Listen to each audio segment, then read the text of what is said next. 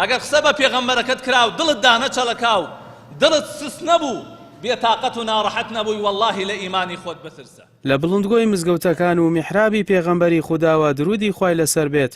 مامۆستایانی ئاینی هەر جۆرە بێڕێزیشان بە محەممەد درودی خوای لەسەر بێت ڕەت کردەوە و ڕایان گەیاند ئاینی ئیسلام نەبێڕێزی بە هیچ ئاینێک دەکات و نەقبوڵیشی دەکات.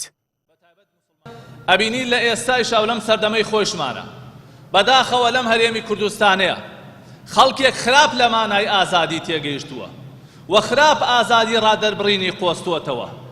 نازانم لەکوێی ئازادی ڕادەربڕینە هەیە کە ئینسانێک بتوانێ قسە بە ئیسلام و بە دینی ئەو میلەتە و بە کەسایەتی خودی پێغەمبەری خوا بڵێ صلی الله علیه وسلم. ئەمە لەکوێی ئازادیە جێ بێتەوە کە تۆ دڵی ملیارەها مسلمان بە تایبەت میلەت و نەتەوەکەی خۆت بریندار بکەیت و هەستیان بریندار بکەیت و ئازار بە دڵی هەموو لایەکیان بگەێنیت.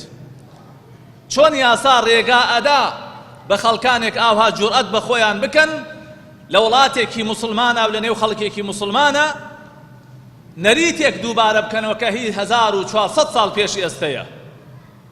بەڵام وەرن بۆ ئەو کەسانەی کە بەداخەوە چاکان لەگەڵ کرا کە ئێمە مزگەوتەکانمان بۆ کردنەوە قوتابخانەکانمان بۆ کردنەوە یارمەتیماندان بەڵام ئێستان چاکەی ئەوان ئەوەیە پڕ دەدەنە پێغەمبەرەکەی ئێمە صلی الله علیه وسلم بێ ئادەبی بەرامبەر دەکەن بێ ڕێزی بەرامبەر دەکەن. ئێمە خەڵک بێ ئاو بێ کارەبا بێ موچە هەمووی قبول کرد بەڵام پێغەمبەر خەتی سوورە صلی الله علیه وسلم هێڵی سوورە مسلمان قبول ناکە. باشە پێکەوە دەژێین بەڵام دەبێ ئەوانی ڕێز لە مسلمان بگرن لە عەقیدە و بیر و باوەڕی ئێمە بگرن.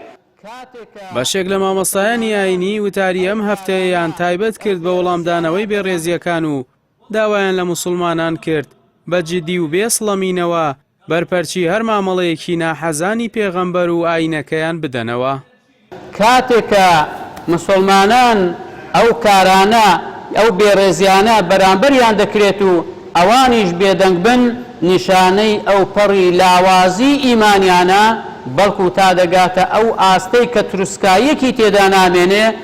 بەڵام ئاینی پیرۆزی ئیسلام مسلمانانی وا پەروەردە کردووە فێر کردووە کە نابێ مسلمان بێڕێزی بە هیچ کەسێک بکە و بێڕێزی بەرامبەر بە هیچ ئاینێک ناکە بەڵام لە هیچ کەسێکیشی قبول ناکە. مسلمانان زۆر جابیان داوەتەوە الحەمدولله مامۆستایان فەیلسوفان ئیسلام زۆر جابیان داوەتەوە دەستیان خۆش بێ بەڵام جوابی خوا لەسەر هەموویەتی.